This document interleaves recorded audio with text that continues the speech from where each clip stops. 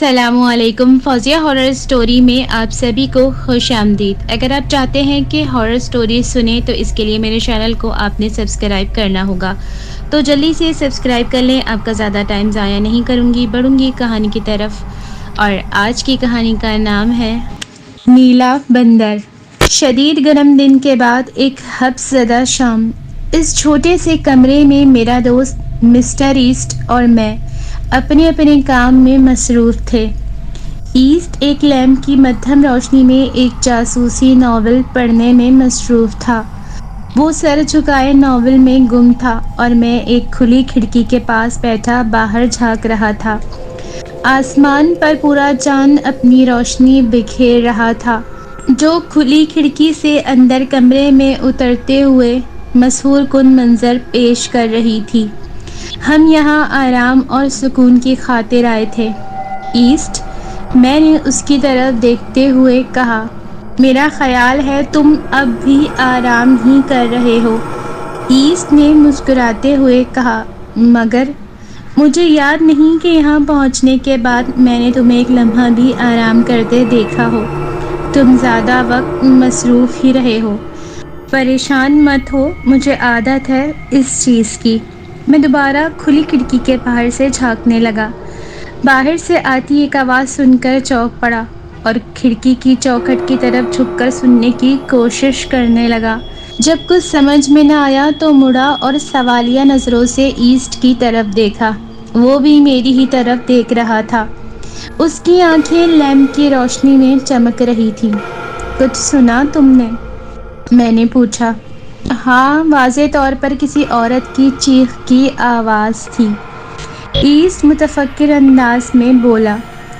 کچھ دیر ہم کان لگا کر دوبارہ سننے کی کوشش کرتے رہے، مگر جب دوبارہ کچھ سنائی نہ دیا تو مجھے شک گزرنے لگا کہ یہ ہمارا وہم تھا۔ ہو سکتا ہے درختوں میں ہوا کی سرسراہٹ ہو۔ تب اسی وقت یہ مدھم آواز دوبارہ ابھری۔ اب یہ کافی قریب محسوس ہوئی۔ جلدی آؤ، ایسٹ باہر کی جانب لپکتے ہوئے چیخا۔ ہم دونوں بھاگتے ہوئے اپنے کیبن کے پیچھے پہنچے۔ تقریباً 2 گز دور چاند کی روشنی میں ایک نسوانی ہیولا پہاڑی کی ڈھلوان پر نمودار ہوا۔ وہ ہاتھ لہراتے ہوئے ہماری طرف بھاگی۔ معاملے کی نزاکت کا احساس کرتے ہوئے ہم دونوں بھی اس کی طرف دوڑے اور چند لمحوں میں اس کے قریب پہنچ گئے۔ وہ ایک خوبرو جوان لڑکی تھی جو بری طرح ہانپ رہی تھی۔ قریب آتے ہی وہ لہرائی اور غش کھا کر زمین پر گر پڑی۔ ایسٹ نے لپک کر اسے اپنی باہوں میں سنبھال لیا۔ اوہ میرے خدا، یہ تو مس ایلس ہے۔ ایسٹ بے ہوش لڑکی کی طرف دیکھتے ہی بوکھلا کر تقریباً چیخ اٹھا۔ اس کی بات سنتے ہی میں چونک اٹھا۔ اس کا مطلب تھا کہ غش کھا کر گرنے والی لڑکی ہمارے پڑوسی سر جیفری کی بیٹی تھی۔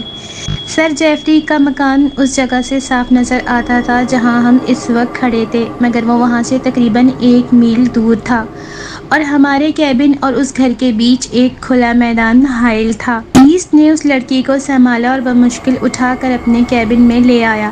میں نے فوراً اسے ابتدائی طبی امداد دی۔ وہ بے حد حسین اور جاذب نظر لڑکی تھی۔ اس کا پرکشش بدن ہولے ہولے لرز رہا تھا اور وہ اپنے اوپر قابو پانے کی کوشش کر رہی تھی۔ کچھ دیر بعد آخر کار بولنے کے قابل ہو گئی۔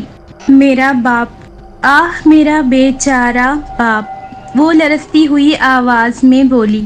کیا ہوا وہاں؟ ایسٹ نے پوچھا۔ وہ وہاں پڑا ہے، میرا بیچارہ باپ، وہ مر چکا ہے۔ کیا؟ سر جیفری مر گیا؟ ایسٹ بری طرح اچھلا۔ وہ وہاں اس غار کے ایک طرف پڑا ہے۔ میں اس کی تلاش میں وہاں تک گئی تھی، دیکھا تو وہاں پڑا تھا، مر چکا تھا۔ او خدا، میری مدد کرو۔ ایسٹ اور میں چپ چاپ ایک دوسرے کی طرف دیکھنے لگے۔ ہمیں یقین نہیں آ رہا تھا کہ سر جیفری قتل ہو گئے۔ اچانک وہ پریشان لڑکی ایسٹ کی طرف مڑی اور سختی سے اس کا بازو جکڑ لیا اور چلائی۔ او مسٹر ایسٹ، میرے بیچارے باپ نے کیا قصور کیا تھا؟ اس کو جس نے مارا تھا تم اسے تلاش کرو گے نا؟ خدا کا شکر ہے کہ تم یہاں موجود ہو۔ میں جانتی ہوں کہ میرا باپ سر جیفری تم پر بہت اعتماد کرتا تھا۔ میں جانتی ہوں تم پولیس کی سیکرٹ سروس کے ایک خفیہ ایجنٹ ہو اور میں تمہارے گزشتہ کارناموں سے بھی آگاہ ہوں۔ ایسٹ کا منہ بگڑ گیا۔ وہ ہولے سے کچھ بڑبڑایا، یوں جیسے اسے اپنی شناخت کا اظہار پسند نہ آیا ہو۔ وہ کہنے لگا، مس ایلس، مجھ پر اعتماد کرو، میں اپنے دوست ڈاکٹر کے ساتھ یہاں موجود ہوں۔ میں بھی سر جیفری کی بہت عزت کرتا ہوں۔ اس کی آواز میں قدرے لرزش تھی۔ 5 منٹ بعد ایسٹ اور میں مس ایلس کو وہیں اپنے کیبن میں چھوڑ کر اس سیاہ غار کی طرف چل پڑے۔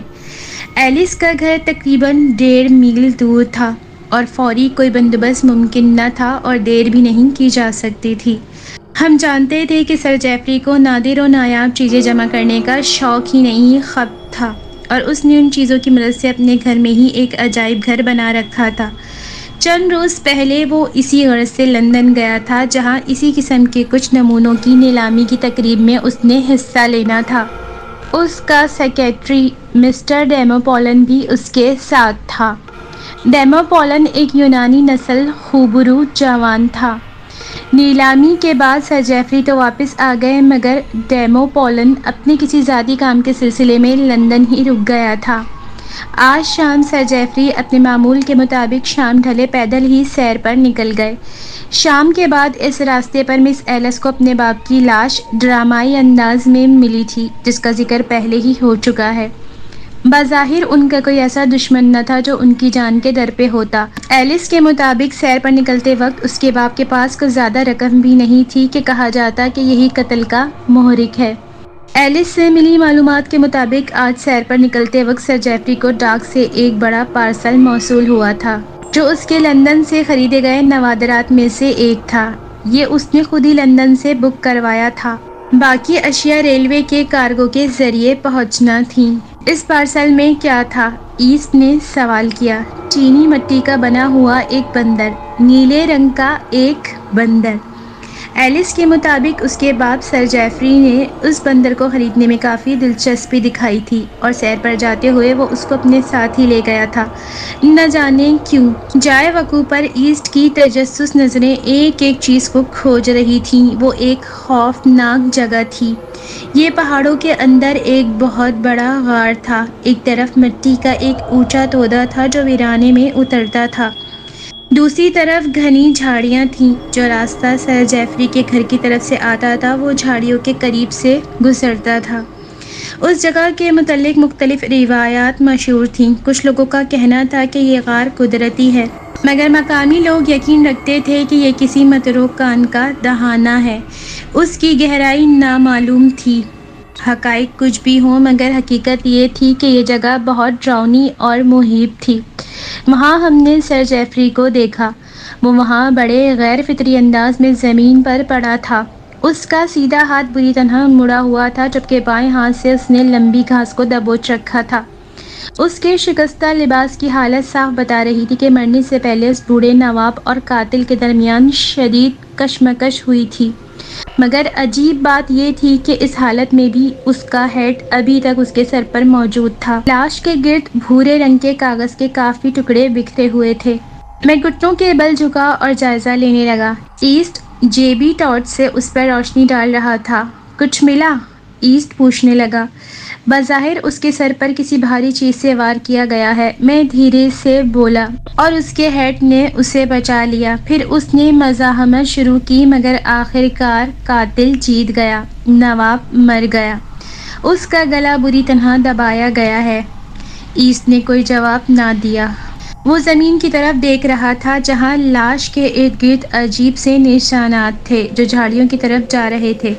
ایسٹ کی آنکھیں حیرت سے پھیل گئیں۔ میں بھی غور سے اس جگہ کا جائزہ لینے لگا۔ وہ جگہ جہاں سر جیفری گرا ہوا تھا وہاں ہلکے قدموں کے نشانات واضح تھے۔ آس پاس بے شمار گڈمڈ نشانات تھے مگر پہچانے جا سکتے تھے کہ وہ جھاڑیوں کی طرف جا رہے تھے۔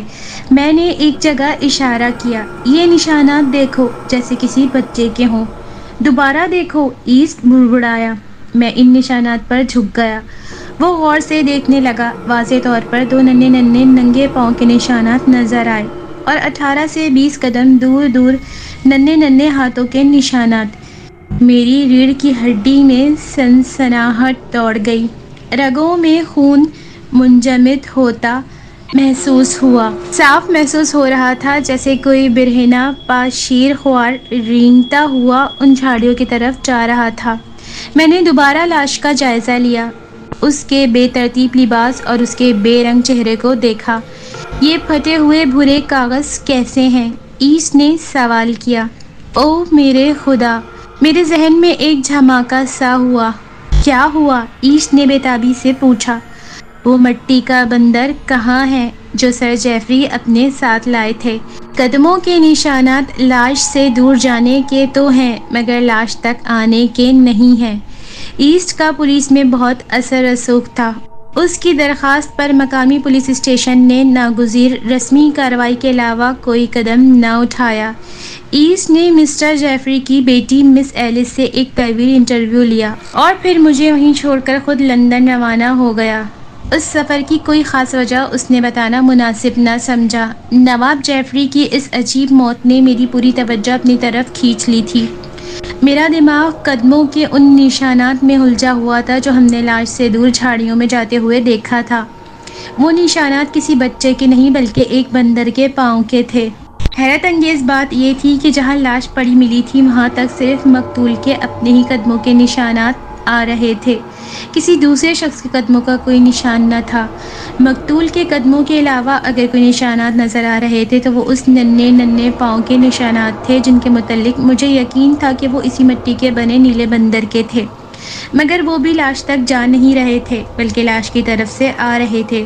یہ اس بندر کے نشانات تھے جس کو نواب جیفری نے سیر پر جاتے ہوئے اپنے ہاتھ میں اٹھا رکھا تھا، مگر اب وہ بندر غائب تھا اور نواب قتل ہو چکا تھا۔ مجھے خود ہی اپنی ذہنی حالت پر شک ہونے لگا۔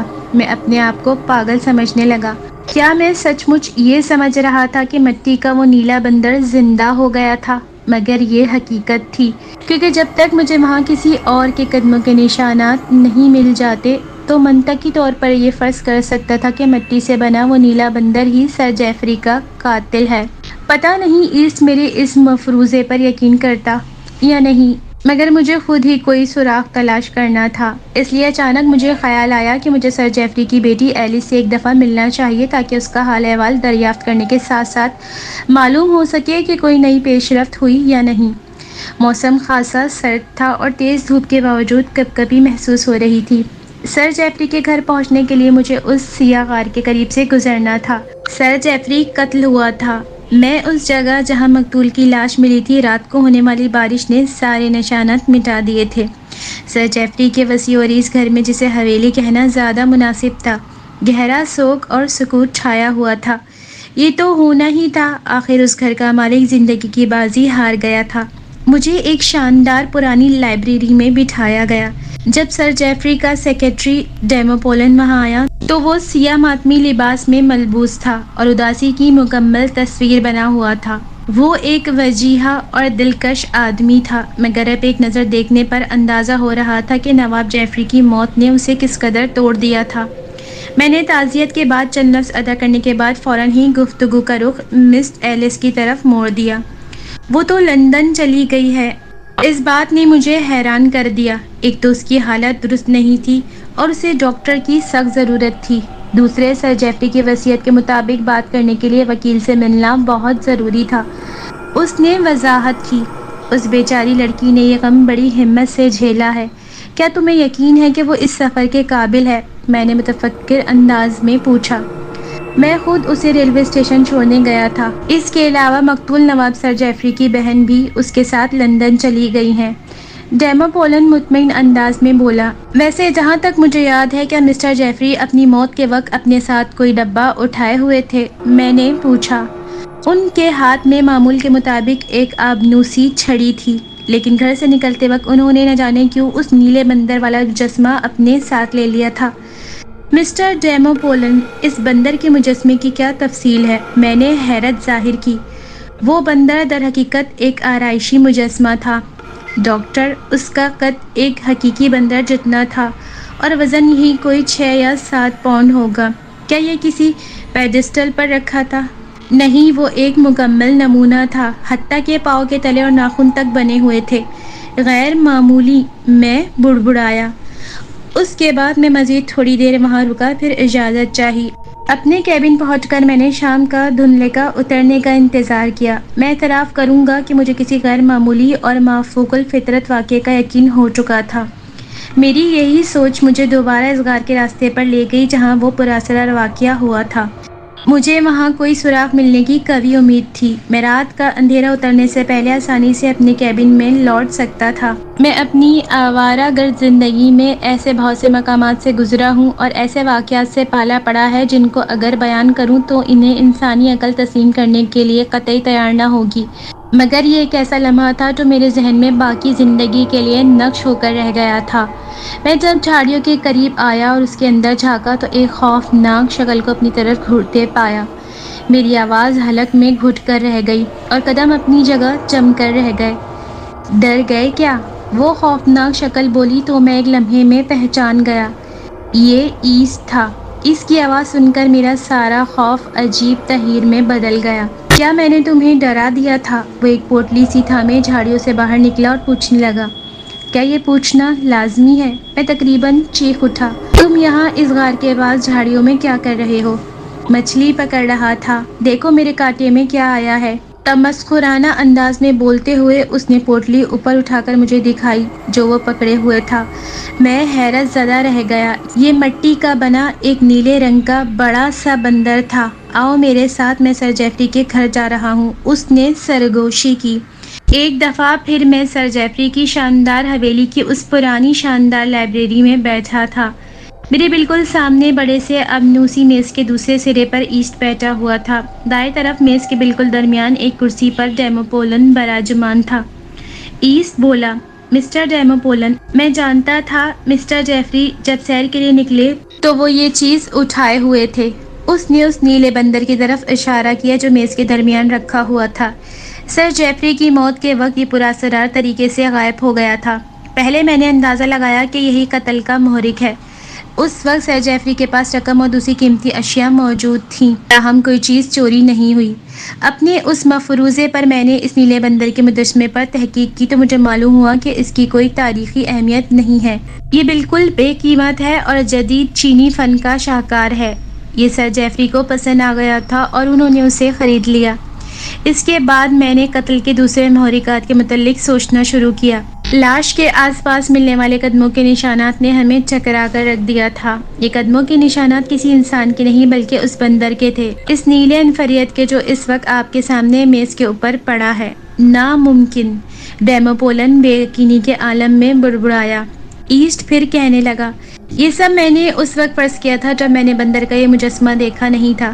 در حقیقت یہ نشانات کسی زندہ جسم سے نہیں بلکہ ایک بے جان چیز سے بنائے گئے تھے جسے کسی نرم مٹی میں وقفے وقفے سے دبایا گیا تھا۔ اگرچہ وہاں سوائے سر جیفری کے سوا کسی اور کے قدموں کے نشانات موجود نہ تھے۔ میں نے ان نشانات کا بغور معائنہ کیا تو یہ ظاہر ہوا کہ کوئی بہت ہوشیاری سے سر جیفری کا تعاقب کرتا ہوا آ رہا تھا، اور وہ بہت احتیاط سے سر جیفری کے قدموں کے نشانات پر اس طرح قدم رکھتا گیا کہ اس کے اپنے قدموں کے نشانات ظاہر نہ ہوں۔ اس نے کسی وزنی چیز سے سر جیفری کے سر پر حملہ کیا تھا، مگر کاری ضرب لگانے میں ناکام رہا۔ اس کے نتیجے میں قاتل اور مقتول میں جدوجہد شروع ہو گئی۔ دونوں گتھم گتھا ہو گئے اور سارے نشانات گڈ مڈ ہو گئے۔ قاتل مضبوط اعصاب کا مالک تھا۔ اس نے اپنا ایک بھی قدم نرم مٹی پر نہ رکھا، نہ کوئی ایسا نشان چھوڑا کہ پہچانا جائے۔ اس نے کوئی سراغ اپنے پیچھے نہ چھوڑا۔ ڈیموپولن جو ایسٹ کا ہر لفظ پوری توجہ سے سن رہا تھا ایک دم بول پڑا، تب وہ جائے وقوع سے واپس کیسے گیا؟ میں نے اس کاغذ کو ان پھٹے ہوئے پرزوں کی مدد سے تلاش کیا جس میں اس نیلے بندر کو لپیٹا گیا تھا، مگر کوئی رسی نہیں ملی۔ میں لندن جاتے ہوئے سارے راستے یہی سوچتا رہا کہ اگر پارسل اس کے ساتھ باندھا گیا تھا تو وہ کہاں گئی، اور سر جعفری کے پاس چھڑی تھی وہ کہاں ہے؟ ایسٹ بولا، ڈیموپولن طنزیہ سی مسکراہٹ کے ساتھ بولا، یقیناً میں تمہیں سفر اور اس سوچ بچار سے بچا سکتا تھا اگر میں مقتول نواب کے ساتھ ہوتا تو۔ یقیناً ایسا ہی ہوتا، مگر میرے اس سفر کی ایک اور وجہ بھی تھی۔ ایسٹ کے چہرے پر پھر وہی مسکراہٹ تھی۔ وہ چند لمحے ڈیموپولن کے چہرے کی خاموشی کو تکتا رہا، پھر دوبارہ آہستگی سے گویا ہوا۔ اس راستے پر قدموں کے جو نشانات ملے تھے، غور سے دیکھنے پر انکشاف ہوا کہ بندر کے نشانات کے عین دونوں جانب ایک ترتیب سے کسی لکڑی سے بنے سوراخوں کے نشانات بھی تھے۔ کیا میری بات سمجھ پا رہے ہیں مسٹر ڈیموپولن؟ یقیناً، ڈیموپولن نے کرسی کی پشت سے اپنا جسم نکالا اور سگریٹ سلگاتے ہوئے بولا، لکڑی کے سراغوں کے نشانات سے تمہارا کیا مطلب ہے؟ یہی وہ سراغ تھا جس کی مجھے تلاش تھی۔ میں سمجھ گیا کہ چالاک قاتل نے اس چینی بندر کو اپنے پاؤں کے نیچے باندھ کر ایک جوتے کی طرح استعمال کیا اور نرم زمین پر اپنا کوئی نشان چھوڑے بغیر جھاڑیوں تک پہنچ گیا۔ لیکن ایسٹ، میں تمہاری بات نہیں سمجھ پایا۔ میں نے اس کی بات کاٹ دی۔ کیا تم کہنا چاہتے ہو اس نے اپنا قدم لاش کے پاس سے اس بندر کے مجسمے پر رکھا جسے اس نے ایک مناسب فاصلے پر رکھا تھا؟ ہاں، ایسٹ پھر بتانے لگا۔ اس مجسمے کو اس نے رسی کی مدد سے اپنے پاؤں کے نیچے باندھ لیا اور اپنے پاؤں کی مدد سے اٹھا کر اسے آگے رکھ دیتا۔ مگر کیسے؟ وہ اپنی وزن کو دو چھڑیوں کی مدد سے سہارا دیتا، ایک سر جیفری کی اور ایک اس کی اپنی۔ ان کے نشانات دونوں طرف بنتے تھے۔ وہ قاتل در حقیقت سخت زمین تک پہنچنا چاہتا تھا۔ پھر اس نے ایک مہلک غلطی کی۔ کیسی غلطی؟ ڈیموپولن اور میں نے ایک ساتھ حیرت سے پوچھا۔ زیادہ وزن کی وجہ سے سر جیفری کی چھڑی نیچے سے ٹوٹ گئی اور چھڑی کے آخر پر لگا دھاتی ٹکڑا مٹی میں دھنسا رہ گیا۔ ایسٹ نے میز پر ٹوٹی ہوئی چھڑی کا ایک ٹکڑا رکھا جو بیت کی تھی، اور یہ ٹکڑا دھاتی ٹکڑے سے کچھ 3 انچ اوپر سے ٹوٹا ہوا تھا۔ یہ رہا چھڑی کا وہ ٹکڑا۔ آبنوس کی لکڑی میں لچک بہت ہوتی ہے نا مسٹر ڈیموپولن؟ وہ بولا۔ بے شک۔ ڈیموپولن اپنی جگہ پر اٹھ کھڑا ہوا جیسے وہ اس بات کو ختم کرنے کا خواہش مند ہو۔ کارٹر! ایسٹ اونچی آواز میں چلایا۔ لائبریری کا دروازہ ایک جھٹکے سے کھلا اور نیوز کاسٹ لینڈ پولیس کا سراغ رساں سارجنٹ کارٹر اندر داخل ہوا۔ ڈیموپولن کے ہاتھ سے ایک دم اس کا سگریٹ نیچے گر گیا، جسے اس نے سنبھالنے کی پوری کوشش کی مگر ناکام رہا۔ ایسٹ دوبارہ کہنے لگا، کارٹر اور میں اس پہر اس سیاہ غار پر گئے جہاں میرے اندازے کے مطابق مجرم نے ٹوٹی ہوئی چھڑی کا ٹکڑا اور یہ بندر کا مجسمہ چھپایا تھا۔ اس نے دونوں کو اکٹھا رسی کی مدد سے باندھا اور غار کے اندر پھینک دیا۔ خوش قسمتی سے یہ جھاڑیوں کے اندر پھنس گئے اور ہمیں ان کو نکالنے میں زیادہ دقت نہ ہوئی۔